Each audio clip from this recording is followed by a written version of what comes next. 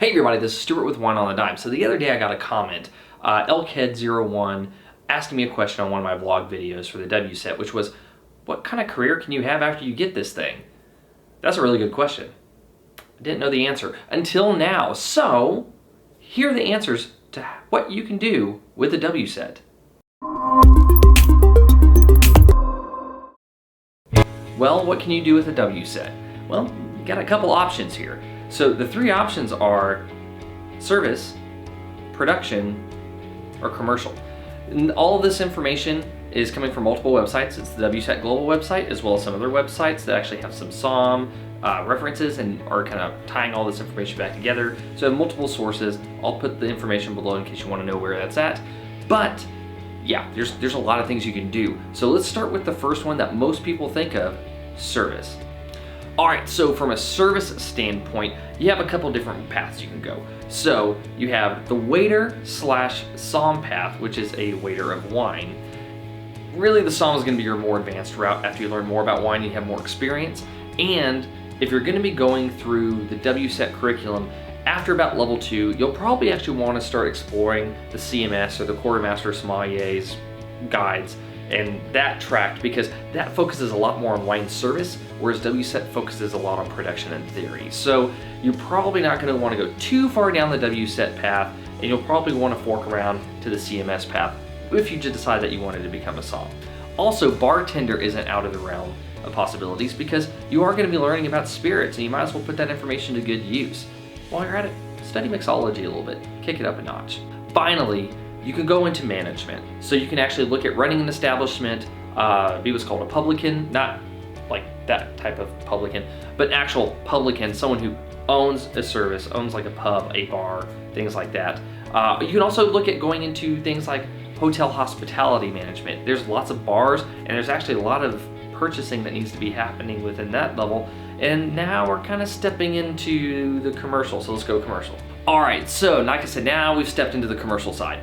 The commercial side is where you're gonna actually be looking at more of the things like purchasing, buying, distribution. So you can have importers, you can have wine buyers, you can have wine sellers, you can either have direct sales where you're winery direct, you work for a winery and you're selling it direct, or you can look for wine wholesales through distribution. There's lots of different sales paths that you can do. You can also go into consulting, taking a look at what establishments need, consulting the right types of mixed products that are sold between wine and spirits.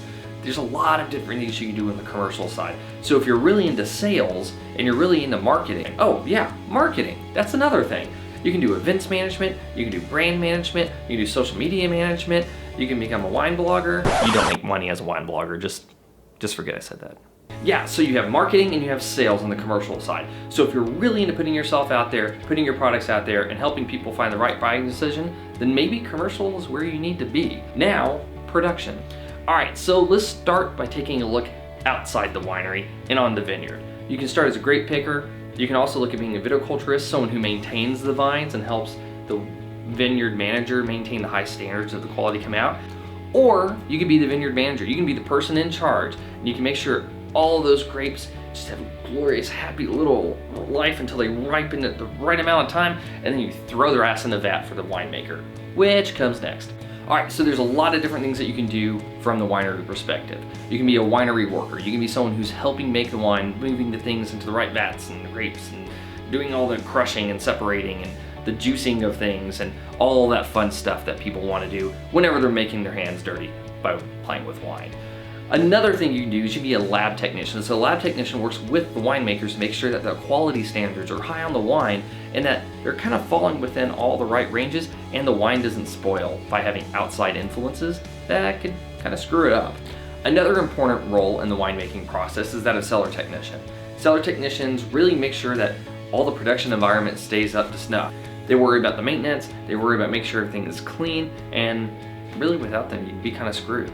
And finally, if you wanted to be the person who's in charge but you don't want to spend all day outside, you can be the winemaker. You can spend all day inside testing the wine, drinking it, working with everybody else in the winery, and making sure that that final product that the vineyard team has delivered to you comes out to be something absolutely fabulous in the form of your best possible wine.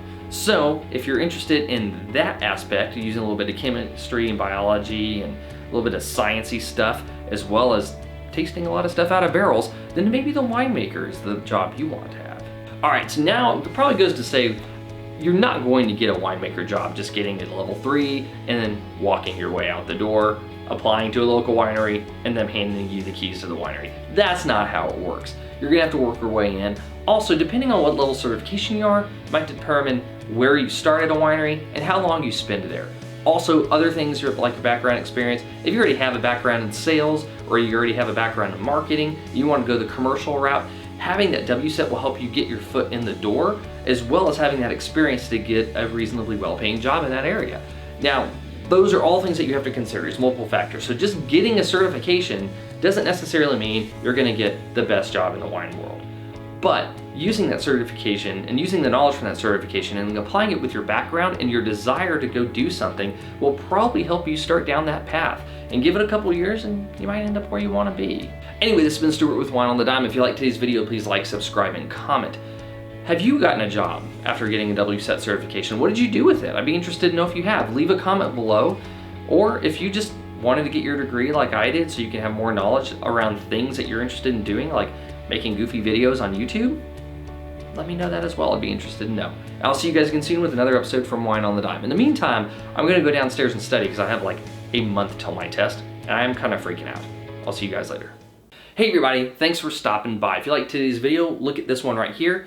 YouTube says you're gonna like it, and while you're at it, it wouldn't hurt to subscribe to the channel. I mean, it helps everybody, especially me.